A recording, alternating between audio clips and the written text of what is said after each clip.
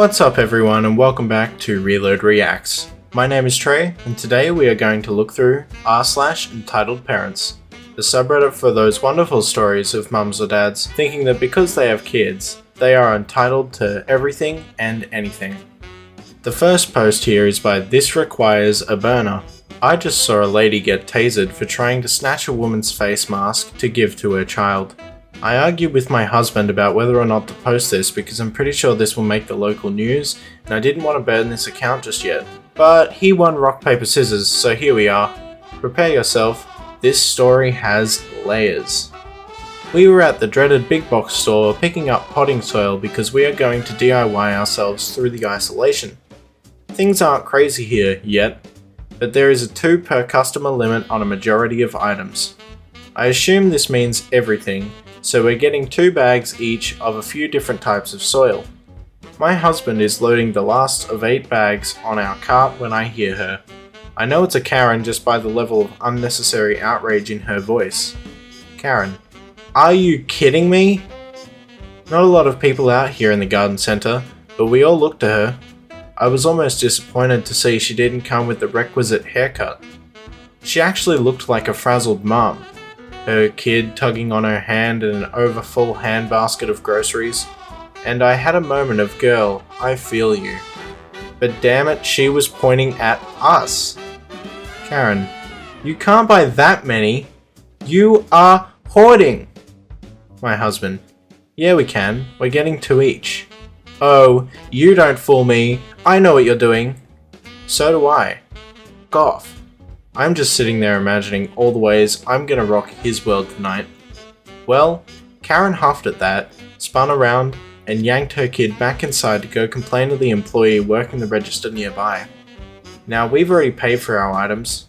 The employee had come out and scanned the bags earlier. He could easily see our cart from inside. So, being finished, we pulled the cart out of the garden centre into the parking lot, and then the automatic doors opened behind us and I hear, "Now they're stealing!" Just great. We load the soil in the car and turn around to bring the cart back and look at plants. By the time we get back, Karen has already given up on trying to convince the employee we're the Bonnie and Clyde of dirt and is now trying to negotiate skipping somebody in line.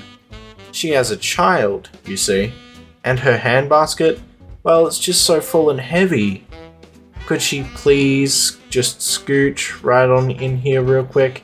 And it'll just be an extra second, she swears. The woman Karen is trying to skip is young, maybe college age, and wearing a face mask. Not a medical mask, but the stretchy kind you'd wear while riding a motorcycle or when you're skiing. My husband has just informed me it's a neck gaiter. The mask is black and has scary wolf teeth on it that honestly made the girl look like somebody you should not mess with, even though she was wearing a Gap t-shirt and flip-flops. Mask Girl is shaking her head no, and that's all I've got as we dropped off the cart. I browse, pick up a couple plants, and we head inside to wait in line. Now it's showtime. Karen and Mask Girl are near the register facing off, no pun intended. From the looks of things, Mask Girl finished her purchase and Karen stopped her before she could leave. I don't know if she grabbed her or anything, but Karen was still holding her full handbasket so she hadn't checked out yet. Well, she hadn't paid for her groceries yet, because clearly this woman had checked out. Karen, but you don't even need it now. You're leaving. My son could get sick because you won't give it to him and he needs it. Mask Girl, hell no. You can't have it. Back off, lady. But my son really likes it and it's obviously made for boys anyway. Why would you even want to wear something so scary? Because I like it and it has my germs on it, why would you want to put a stranger's mask on your kid? Ugh, why are you being so rude? You wouldn't even let us go through the checkout first and now you're making my son very upset. Your problem, not mine. And then Mask Girl turns to leave while Karen manifests the biggest balls ever and grabs Mask Girl by the back of her mask. Let me make a side note here. While all of this is going down, we're just all standing in line and watching. The register is still going boop boop boop as the employee scans items, but otherwise, we are all just inside this hypnotic bubble. But when Karen reaches out towards Mask Girl, It was like the bubble popped and made everything crystal clear. Not slow-mo or anything, but I absolutely felt hyper-aware like Spider-Man. Karen reaches out. People on both sides of me inhale loudly. Karen grabs the mask and yanks. A lady on my right yells. My husband steps forward, so getting laid tonight. Mask girl tucks her head down. She turns to Karen like an angry bull with a bright and shiny new target. I think Karen was going to say something like, "Don't you walk away from me," or something, but all she got was "don't," followed by a crack. I look around because the noise was so loud I figured the roof was about to cave in, but out the corner of my eye, I see Karen spasm and drop to the floor writhing. Little Miss Mask Girl had a taser. I don't know when she pulled it out, this tiny little flashlight looking thing, but she had Karen out with it. And not one of us moved for what felt like forever, like we were frozen. And then it was bedlam. Security guard shows up, more employees show up, Mask Girl is chilling like she's been through this before and knows what comes next. The kid is screaming that the wolf girl killed his mom, even though she's groaning and sobbing on the floor, and clearly not dead, but maybe wishing she was. The people that had been in line with us were all talking at once, trying to tell the security guard what happened. We hung around just witnessing the insanity for maybe 2 minutes before Karen started choking out demands for an ambulance, the police, a lawyer, the mayor, restitution, and reparations. My husband made eye contact with an employee and got thumbs up when he put the plants on a shelf and pointed towards the door. We got the hell out of there. We drove home in silence until my husband parked the car in our driveway, and then we just burst out laughing. Neither of us have ever seen anything like that before. We live in a small town beach. People are super laid back and mellow. Karen was anything but, and I hope to never see her again. Well, that was weird. I don't know why she thought she was entitled to the mask, but I guess you're going to expect that on r/EntitledParents, aren't you? The next post is by Paperweight Fairy. My family is pressuring me to give my 23F sister my 28F wedding venue because she needs it more and is pregnant. Part 1. My fiancé and I have been together for 8 years and engaged for 3. I was doing my PhD program and was juggling planning the wedding. My fiancé took so much of that work, but it was perfect because our dream venue was booked till after my graduation. So what we did is book our dream venue 3 years in advance. It is really a beautiful venue. The only slot we got was September of this year. My sister got engaged a few months ago to her fiancé. They were planning on having a spring wedding next year. They had no venue lined up, but had a few vendors lined up, as well as a set date.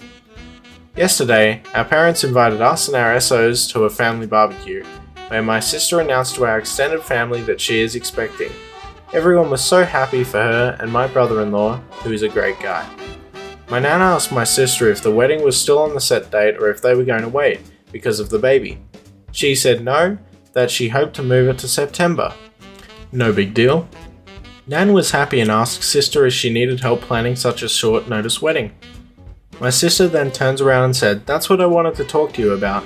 I was really hoping we could take your venue. I really cannot stress myself too much with planning a wedding while going to maternity classes, and I think it is so beautiful. It would really mean a lot to me." It went silent, but everyone was looking at me, expecting me to say, "Yes, of course, everything for my little sister." My brother-in-law looked very uncomfortable and told her that they had talked about this and that it was not okay to put me on the spot. But my sister just said, "Don't be like that. My sister wants to do what's best for me, so it's no big deal, right?" I just said, "Well, it kind of is. I don't know. I have my heart really set on the venue." Cue the crying. She stormed off. Nan told me that I was being selfish because she needed the venue more than I did. I tried to defend myself and my mother said, "You waited 3 years, would it have killed you to wait a few more months? When has your sister ever asked you for something?" A few comments later, my fiancé got really mad and we left. My sister called me crying and said that it was unfair that I always get what I want and that I could have done this one thing for her. Dad said it is just a venue and what matters is the person who you are marrying. He is kind of right, but we have been planning for so long. My fiance is furious with my family, as would I, and doesn't even want my sister to come. Now my family is threatening not to come because I am being selfish and my sister needs it more than me because having a baby is too stressful. Part 2. My brother-in-law called me and apologized for the inconvenience. He told me he had discussed it with my sister and she had told him she would not ask. He is properly mad with her now and warned me that my sister is blaming me for potentially ruining her marriage. My father has sent me about 5 texts along the lines of, "I hope you are happy your sister hasn't stopped crying since yesterday," and so on and so on. My fiance and I have decided to boot my sister from the bridal party and replace her with my aunt, who is the only family member that took my side. We have not decided whether or not we will invite my family as a whole. Furthermore, my mum took it upon her to tell on us. She called fiance's parents and told them that it would be best if my sister gets it because she is pregnant and preeclampsia runs in the family, whatever that means. My future father-in-law told them to F off and basically ripped my mum a new one for expecting something so ridiculous and that they were going to lose me if they kept paying favourites. So my mum is now crying too and saying that my father-in-law is a butt. So this is just getting so pathetic. It seems straight out of a bad soap opera. My in-laws are driving to us currently with some supper and wine and basically told me not to worry and that no matter what happens they will be my safety net. I cried of happiness. Part 3. So it hasn't been that long, but this post blew the heck up. I was only expecting a few answers, but the support was overwhelming. What boggled my mind is that the story flooded over to mainstream media. But let's get to the story. So since this went viral, a lot happened. My sister saw the story while browsing on her Reddit account. She lost her mind. She accused me of painting her like a loony and misinterpreting facts. Information. My sister got wind of the situation due to the various media outlets and went on Reddit. She said that I was being unfair, that she is family, and that she asked it nicely because she loves me. She also underlines the fact that the opinion of internet strangers don't count because family is more important and I should focus on making my family happy. The only text I sent back was this: "I am sorry that you perceived it that way. I did not in any manner distort what happened. As you might notice, I didn't describe your tone nor exaggerated anything. Perhaps you have that night different in your mind than I do, but I digress. I am sick and tired of bending to your will. My whole life I have been your servant and your doormat. Remember all the birthdays I had to share with you because you would throw a tantrum because you didn't get presents? Or when you cried so that I would fill out job applications for you? But the thing that has hurt me most till now is when you ruined my graduation. I am done. I admit that I also spoiled you, but I will not any longer. If you want to marry so bad before your baby is born, then you could have done it at Hotel X that offers last-minute weddings. I have spent too much time planning my wedding to gift it to you. If you want to ruin our relationship over this, then go ahead. I will sleep sound and safe knowing that it wasn't my fault." She only sent me a "wow, you must love me so very much," and blocked me. She unblocked me this morning to send me this. Wedding planner. "Hello dear, I got the message from your mother and will proceed with the rebooking of the venue on the spot. However, this will have extra costs as we need to change the names on the contract. Please come by my office tomorrow so we can sign the new contract. Sister."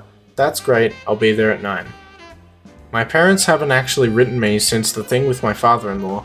My older brother, yes I have an older brother but he lives in another city and wasn't at the barbecue, that's why I didn't mention him. Plus, he initially could not come to the wedding because of work and changed his plans after hearing about all the story. Contacted me and wanted to know what happened because he got a weird story from my mum and dad. Mum had told him that I had offered previous to the barbecue to give up the venue to my sister and that I humiliated her. I told him what really happened and he had no problem believing me. We talked a lot about our parents' behaviour and he confessed that him moving was partly due to our parents being, and I quote, "SH heads to us." He told me that Mum had gotten wind from the post and was mad at me for betraying my family. I haven't written my parents what so many of you advised me to because I have come to terms with the fact that they love my sister more than me. If they love me at all. The wedding. We sat together and put passwords with the majority of our vendors and also with the venue directly. We didn't talk to our planner yet, which is why the text of my sister worries me so much. Also, we cancelled the catering that my parents paid for. so short term we won't be able to get a full catering like we wanted to, but all our friends and my fiance's family will help us prepare a buffet and everyone is going to chip in. That will be our bachelor party. As we will have to spend more on our food now, we cancelled our bachelor parties and we have a family and friends cooking session. Thank you again for helping me see how toxic my family is. I will try to sort it out. If they apologise from the bottom of their heart, they will be allowed into my wedding, but if not, then well, I still have my brother who will be walking me down the aisle and my aunt. Part 4. We called my planner and she was actually really horrified. She told me she never had as much as talked to my mother since the day we went to book the venue. She assured me that even if they were to call and say that I wanted it, I had to be present to make any changes. So we informed everyone that we will work for us on our wedding and they offered to hire security for that day at a reduced price. Wow. So much just happened. I don't even know if I can fully process that. That is insane. That is a whole nother level of entitlement that I've never seen in real life before. That's actually crazy. This next post is by Lady_Stoneheart. EM flips after she read the post about her daughter and her. Hello again. I posted a story about my aunt ruining my sister's birthday the day before yesterday. Turns out she or her daughter is on Reddit and I subscribed to r/EntitledParents and read the story. If you guys want to hear that story, make sure you subscribe down below and maybe I'll read it in the next video. This is what happened last night. Entitled Mum is EM, EC, her daughter, S, my sister.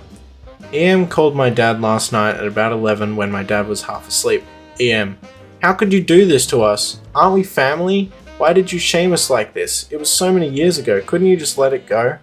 My dad had no idea what she's going on about, so she asks her what has happened, to which she tells him that we posted on Reddit about my sister's birthday. My dad doesn't know and doesn't care what Reddit is and asks what the big deal. EM, wow, so your daughter do things without telling you? You should keep an eye on them. Don't let them get out of hand. You should have taught them manners. OP just exposed us and shamed us online. Dad, what are you saying? How did she expose you? She hasn't even talked to you in years. EM, she posted a story about us and as soon as EC read it, we knew it was about us. I haven't divulged any names in that story, not even mine. Dad asks me if I did that and why, so it took a total of 15 to 20 minutes to explain to Dad what Reddit is and what I did. I tell him that I just narrated a story and haven't exposed her identity in any way. So Dad just hands me the phone so I can explain it to her. As soon as I say hello, EM starts screaming at me so loudly that it can be heard outside the phone. EM, you B! How could you do that? Who do you think you are? You poison my child and then make it up as if I was overreacting? Take that post down now and apologize for it on that subreddit. If you don't, I am gonna sue you. WTF, I am so angry that I just say no, I won't do anything of that sort. And that I would like to see how you can sue me all the way from California. EM then proceeds to call me and my sister a whore and similar things. My dad takes away the phone and asks her not to ever contact any of us again and blocks her. So hey there Aunt Sheila, hope y'all read this. This next post is by Biggest Speckus. I do not care if you have cancer, my child deserves your seat. This encounter happened about 7 months ago. I do not want to insult your intelligence because you most likely already know what EM and me stands for. But I should say that EK in this story stands for embarrassed kid and OG stands for old gentleman. This kid was very polite and sorry, so the story is not about him. Also, I'm translating this into English, so bear with me. A little backstory. About a year ago, I was diagnosed with a cancer of the nasal cavity, stage 2. The tumor was quite large, but thankfully benign. To get it removed, I first had to undergo aggressive chemotherapy to make it smaller. Thanks to the chemo, I had severe hair loss, which made most of my hair and even eyebrows and eyelashes fall out. At some point I had to go bald, but I wore a wig because I didn't want to look like a skinhead / neo-Nazi. I'm 6'4" and pretty muscular, so I thought people would assume. So once, after a long chemo session in the hospital, I took the bus home. There's only one bus that goes from the hospital to where I live, so I took that one only to see it was absolutely packed. I felt like S thanks to the chemo, so I asked a middle-aged dude to let me sit. He was very understanding and gave me his spot without complaining. If you're reading this, thanks bro. 2 stops later, enter EM, a lovely whale, with an "I demand a parlay with the CEO" haircut and some 12-year-old kid. It took her roughly 5 seconds to see the bus was packed, start looking for a free seat, spot me, and start marching, or in her case, trying to fit in the aisle between the seats while shoving others aside to me. When I saw her, I knew I was screwed. She then stood next to me and decided to talk to me. This is the conversation that followed. EM: "Hey, could you let my kid sit down?" Me: "You mean me? Who else?" "Oh, I'm sorry, but I'm on the way from the hospital and..."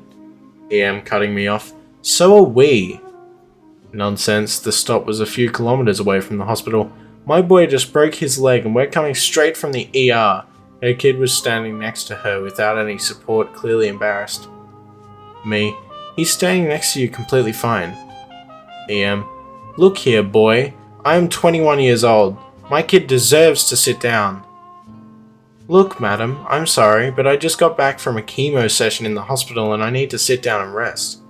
I then moved my wig a bit to let her see my bald head. EM then straight up started yelling in my face, "Stop making excuses and get off the seat, you skinhead piece of..." At this point I was baffled. I didn't know what to say. The kid was trying to make his mother stop and we had the attention of the whole bus. She then grabbed me and tried to yank me from my seat. I held on tight and thankfully didn't fall off. Now enter old gentleman, my savior. Old gentleman: "Will you shut the... you dumb cow? Who do you think you're talking to? Stop assaulting other passengers or I will be forced to step in. Also, every dumb moron could see that the dude has cancer." EM: "No, he's just a skinhead. He's got no eyebrows, you twat." Seems like that really offended EM, because she spun around on the spot and threw a falcon punch in OG's face. I was shocked and in disbelief. The whole bus was flabbergasted and the kid probably wished he'd never been born. OG then said something unbelievable and a golden, sweet karma moment followed. "Okay, that's it. Harassing passengers on the bus, physical assault against a passenger, and now assaulting an officer? You're in deep trouble, lady." OG then pulled out a badge and told her to stay where she was. Then he pulled out his phone, called someone and told her she was being arrested. I couldn't believe it. OG was a bloody cop. At this point, EM was as white as a wall.